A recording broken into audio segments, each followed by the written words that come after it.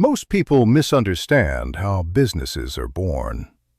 They believe money is the entry point, capital first, idea later. That belief alone destroys more potential than failure ever will. History proves the opposite. Some of the most resilient businesses on record did not begin with funding. They began with constraint. Scarcity forces clarity. When resources disappear, creativity becomes non-negotiable. The truth is simple. If you are waiting for money to start, you are already selecting failure by delay.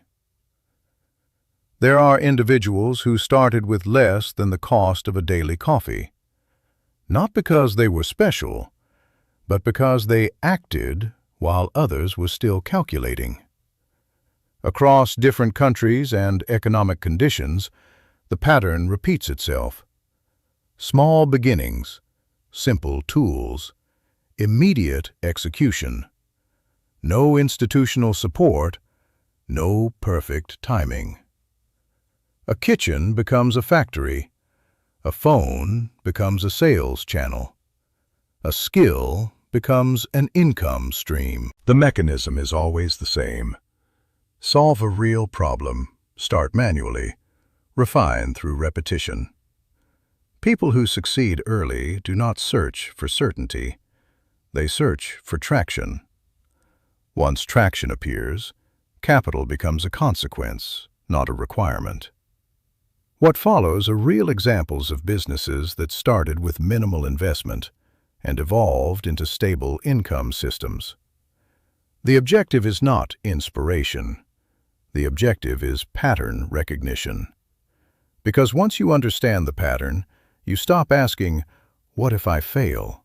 and start asking, "What can I test today?" First case, a micro-food-based product created with almost no capital. The founder did not begin with a business plan. She began with an attempt to survive. With only a few dollars, she bought basic ingredients and started producing a simple product by hand. No infrastructure, no distribution network. She sold directly to people around her. Street-level execution.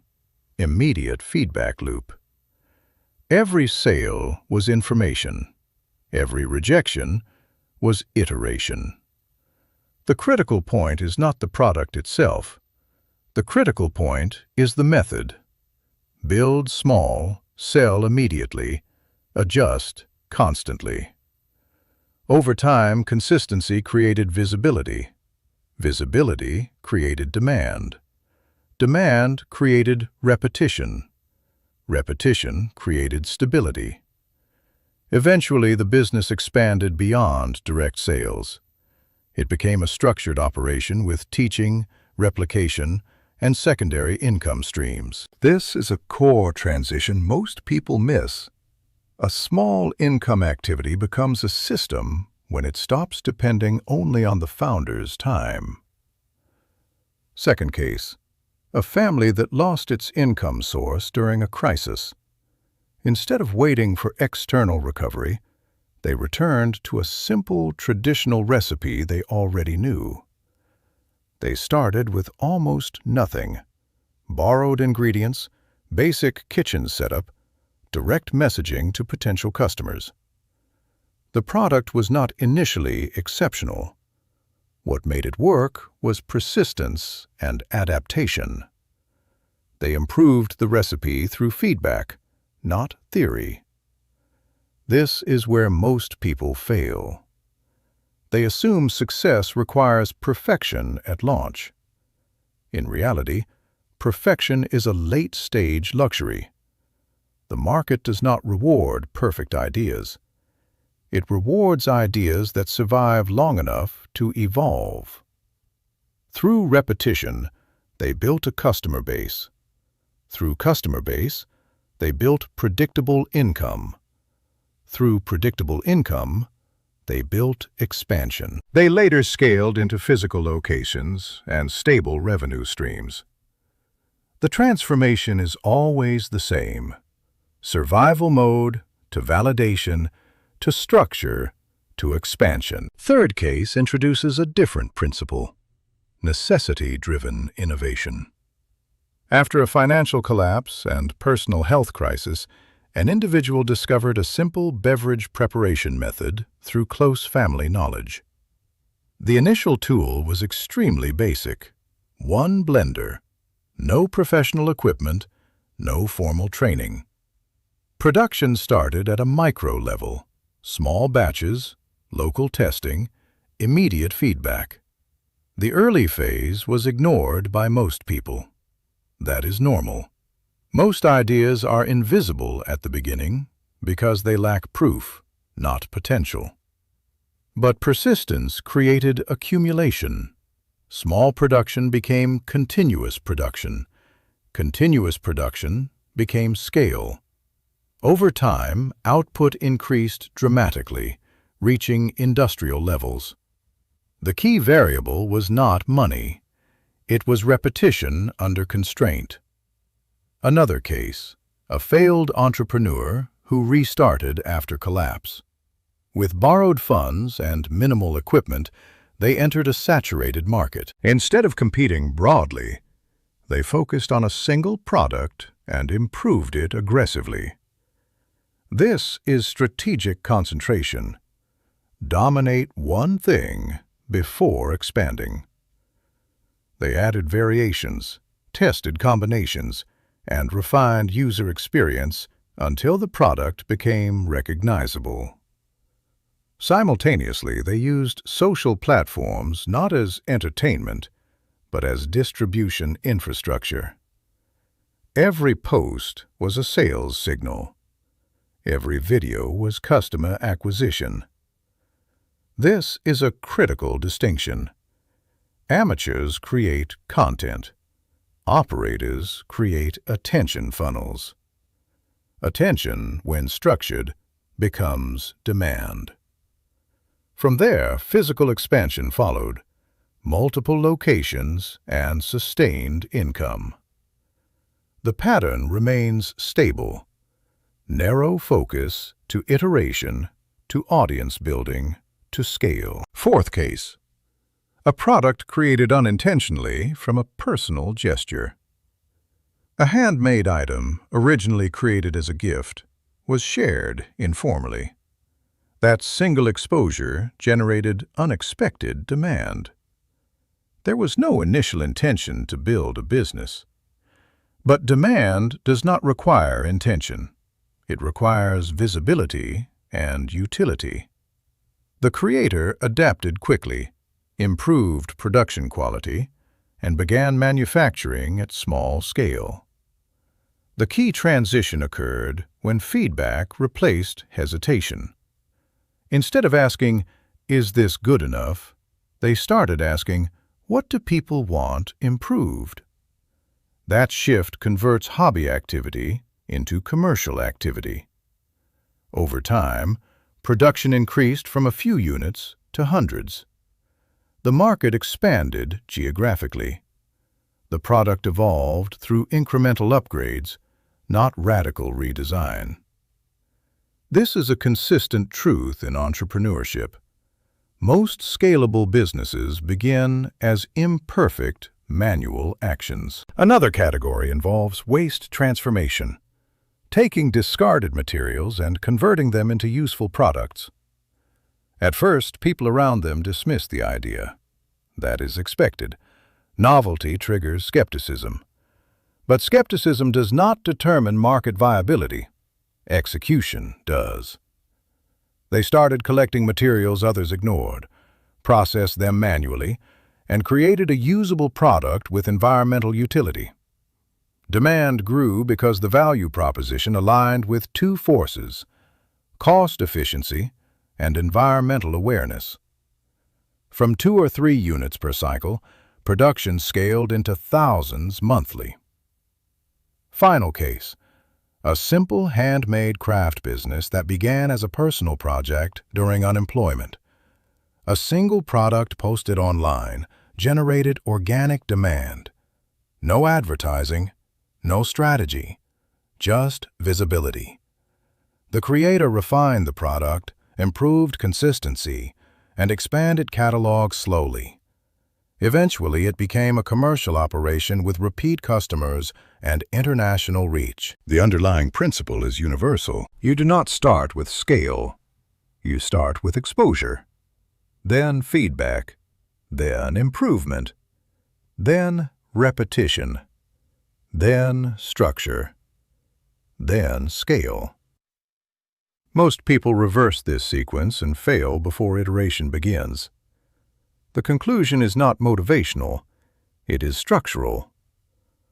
Low capital is not a limitation, it is a filter. It removes dependence on excuses and forces direct action. There is a misconception that once you find the idea, the work is mostly done. In reality, that is where the real pressure begins. Most ideas do not fail at the concept stage, they fail at the execution stage, where repetition becomes boring, slow, and emotionally uncomfortable. At the beginning, attention is high and expectations are inflated. People imagine rapid progress. They expect validation quickly. But markets do not respond to intention. They respond to consistency over time. This is where most individuals collapse psychologically, not because the idea was wrong, but because their tolerance for discomfort was too low. Execution is not a burst of energy. It is a sustained, structural behavior, and the market only rewards those who can repeat actions long after motivation disappears. There is another layer most people ignore: adaptation speed. A weak idea that adapts quickly will outperform a strong idea that remains static. Because markets are not stable environments. They shift continuously based on demand, perception, and competition. So the real advantage is not intelligence. It is feedback processing speed. Those who listen to the market, adjust quickly, and remove emotional attachment to their initial version dominate over time. Another critical factor is distribution. Many people focus obsessively on product quality while ignoring visibility. But a perfect product with no distribution is economically irrelevant. Attention is the real currency in modern markets. If no one sees your offer, your competence has no value. This is why simple ideas often outperform complex ones. Simplicity reduces friction, and low friction increases exposure frequency. The final stage of growth is systemization. A manual activity becomes a system when it can function without constant personal input. This is the point where income stops being linear and starts becoming scalable. Most people never reach this phase because they remain trapped in operational thinking. They work inside the system instead of building it. The transition requires one decision: stop optimizing effort and start optimizing structure. Structure is what allows duplication. Duplication is what creates scale. Scale is what creates freedom. At this point, business is no longer about ideas. It is about architecture, how inputs become outputs without constant human intervention. And this is where real separation happens.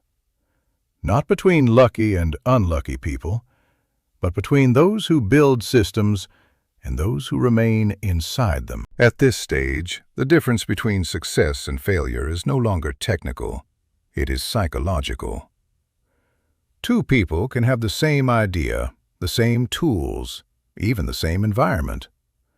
One progresses, the other stagnates. The divergence is not external, it is internal discipline under uncertainty. Most people overestimate what they can achieve in a week and underestimate what repetition does over months. That distortion leads to constant restarting, New ideas, new attempts, new motivation cycles, but no accumulation. And without accumulation, there is no leverage. Real growth is not visible in the short term. Early stages are deliberately misleading. Effort looks like nothing is happening. That is the point where most people misjudge the process and abandon it. But systems do not grow linearly. They compound silently before they become visible. Another uncomfortable truth: uncertainty never disappears. Even experienced entrepreneurs operate without guarantees. The difference is not certainty, it is tolerance for operating without it. This is why emotional stability becomes more important than intelligence. Emotional instability creates premature exits.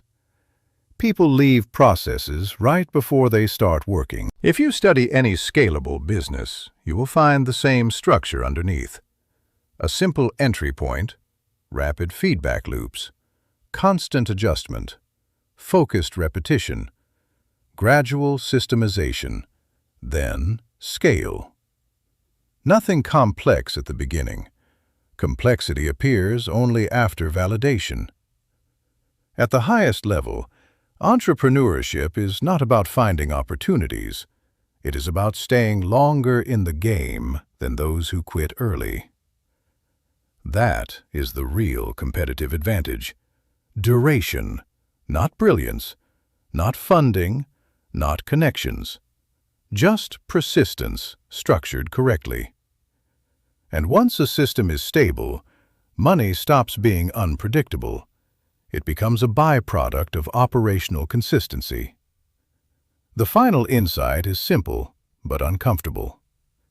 Most people are not blocked by lack of opportunity. They are blocked by inability to endure the boring phase long enough for opportunity to materialize. So the real question is not, what should I start? The real question is, what am I willing to repeat long enough for it to work? Because in the end, every successful system is built on one thing: repetition that survived doubt.